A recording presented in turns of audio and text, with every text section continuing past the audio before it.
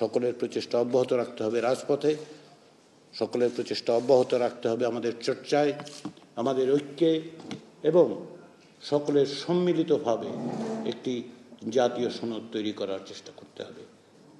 আমাদের লক্ষ্য একটাই। এক অর্থে যে প্রচেষ্টায় আপনারা ছিলেন, যে প্রচেষ্টায় বাংলাদেশের মানুষ ছিল, এক অর্থে 53 বছর ধরে বাংলাদেশের মানুষ যে গণতান্ত্রিক আকাঙ্ক্ষাকে ধারণ করেছে, সেই আকাঙ্ক্ষাকে যেন বাস্তবায়ন করা যায়, তার পথ উন্মুক্ত করা যায়, যেন আমরা সকলে মিলে সম্মিলিতভাবে একটি গণতান্ত্রিক রাষ্ট্র প্রতিষ্ঠা করতে পারি, তারই অংশ হিসেবে এই আলোচনা। শুধুমাত্র সংস্কার কমিশনের প্রতিবেদন বা সংস্কার কমিশনের মতামত, সংস্কার কমিশনের সুপারিশই যথেষ্ট নয়।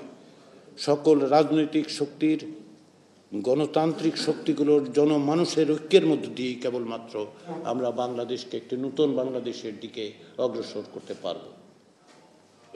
কেবলমাত্র কাগজে আমরা কি লিখছি তা নয়, চর্চার মধ্য দিয়ে, অঙ্গীকারের মধ্য দিয়ে, প্রতিশ্রুতির মধ্য দিয়ে আমাদেরকে এই কাজে অগ্রসর হতে হবে। আমরা সেই প্রচেষ্টায় সকলে আছি। আপনারা 2018 সাল থেকে যে সংগ্রামের মধ্যে আছেন, যে লড়াইয়ের মধ্যে আছেন, তারই ধারাবাহিকতায় হচ্ছে এই সংস্কারের প্রচেষ্টা। ফলে আপনাদের কাছ থেকে যে সহযোগিতা আমরা পেয়েছি, আপনারা যে ভূমিকা পালন করেছেন, দল হিসেবে দল প্রতিষ্ঠার পর থেকে গণ অধিকার পরিষদ যে ভূমিকা পালন করেছে, তার জন্য ধন্যবাদ, তার জন্য কৃতজ্ঞতা। আজকের এই আলোচনার মধ্য দিয়ে কেবলমাত্র আলোচনার টেবিলেই সব কিছু শেষ হবে আমরা তো মনে করি না। সকলের প্রচেষ্টা অব্যাহত রাখতে হবে রাজপথে, সকলের প্রচেষ্টা অব্যাহত রাখতে হবে আমাদের চর্চায়, আমাদের ঐক্যে, এবং সকলের সম্মিলিতভাবে একটি জাতীয় সনদ তৈরি করার চেষ্টা করতে হবে। ঐকমত্য কমিশনের লক্ষ্য হচ্ছে এই জাতীয় সনদ তৈরি করা, যাতে করে ক্ষমতার বিন্যাসে পরিবর্তন ঘটে, যেন বাংলাদেশ তার সমস্ত সম্ভাবনা নিয়ে জাগ্রত হতে পারে। আপনাদের নেতৃত্ব একসময় সেই পথ দেখিয়েছে, লক্ষ লক্ষ মানুষ তাতে যুক্ত হয়েছে পরবর্তী সময়ে, এই ধারাবাহিকতাকে অব্যাহত রেখেছে। আপনারা নিপীড়ন, নির্যাতন স্বীকার করেছেন, বরণ করেছেন।